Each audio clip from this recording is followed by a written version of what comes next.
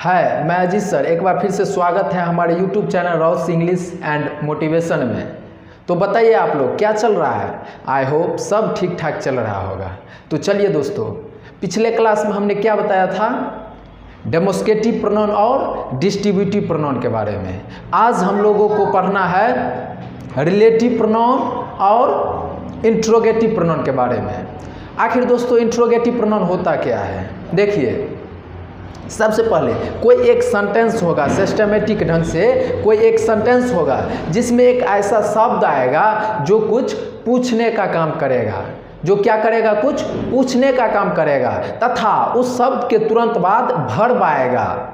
तो वो जो वर्ब है उससे पहले जो शब्द आएगा वो शब्द आपका इंट्रोगेटिव प्रोनाउन कहलाएगा। क्या बताया दोस्तों, एक सेंटेंस होगा जिस सेंटेंस में एक ऐसा शब्द आएगा जो कुछ पूछने का काम करेगा, और वो शब्द के जस्ट बाद वर्ब आएगा, तो वर्ब से जो पहले शब्द आया वही आपका इंट्रोगेटिव प्रोनाउन होगा। आई होप आप समझ रहे होंगे। चलिए एक बार मेरे साथ डेफिनेशन के साथ बोलिए।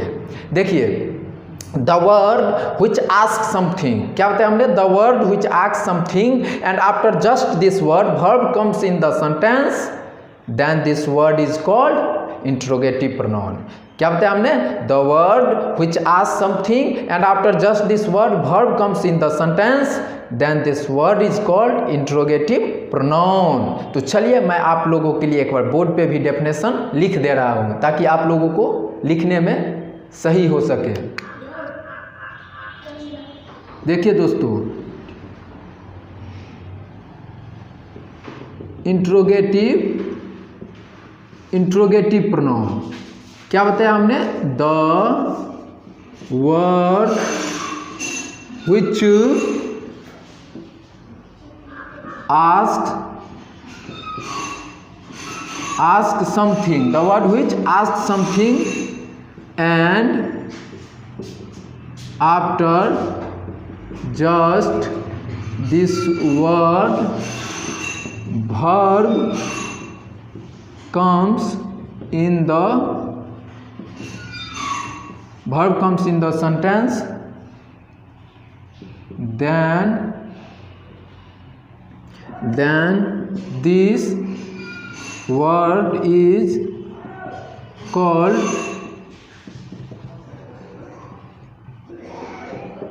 Interrogative pronoun. वह शब्द जो कुछ पूछता हो, वह शब्द जो कुछ पूछता हो, तथा वह शब्द जो कुछ पूछता तथा वाक्य में उस शब्द के तुरंत बाद, उस वाक्य में उस शब्द के तुरंत बाद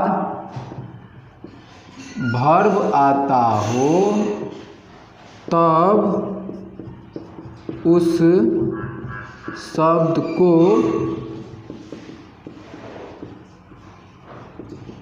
इंट्रोगेटिव प्रोनाउन कहा जाता है।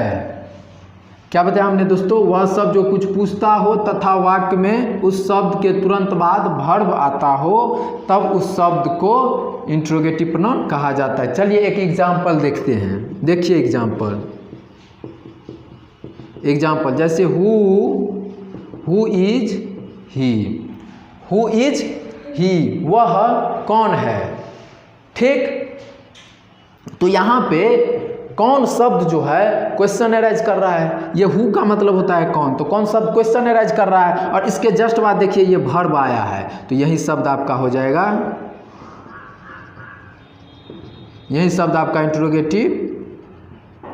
इंट्रोगेटिव प्रोनाउन होगा। इसके अलावा भी कई सारे शब्द हो सकते हैं। जैसे देखिए, what is your name, what is your name. अब देखिए यहाँ पे तुम्हारा क्या नाम है, तो यहाँ क्या शब्द से क्वेश्चन बनना है, तो व्हाट मतलब होता है क्या, और इसके जस्ट बाद देखिए वर्ब आया है, तो ये आपका, इससे वर्ब से पहले जो सेंटेंस है यही आपका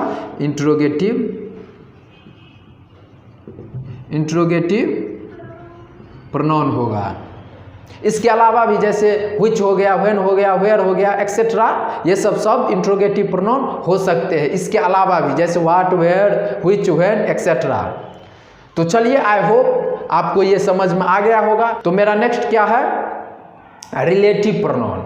तो चलिए हम रिलेटिव प्रोनाउन को समझते हैं। रिलेटिव प्रोनाउन, आखिर रिलेटिव प्रोनाउन क्या होता है?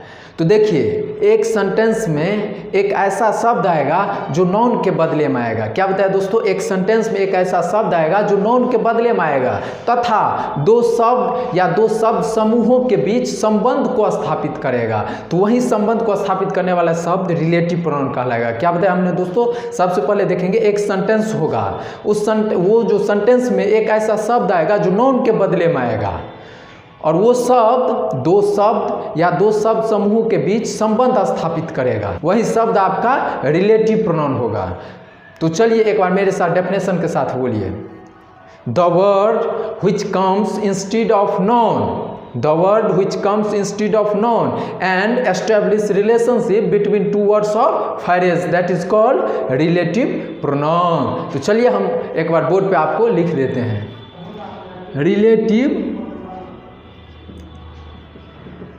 relative pronoun, the word which comes instead of noun and establishes relationship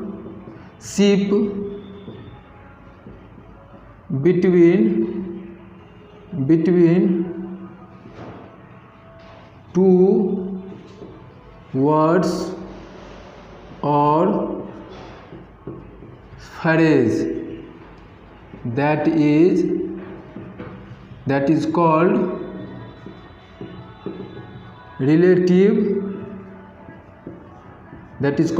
relative pronoun। अब एक बार हिंदी में देखिए, वह शब्द जो नाउन के बदले में आता हो तथा दो शब्द या शब्द समूह के बीच संबंध स्थापित करता हो, उसे रिलेटिव प्रोनाउन कहा जाता है। देखिए दोस्तों, अब एक इसका एग्जाम्पल देखते हैं। जैसे एक एग्जाम्पल देखिए,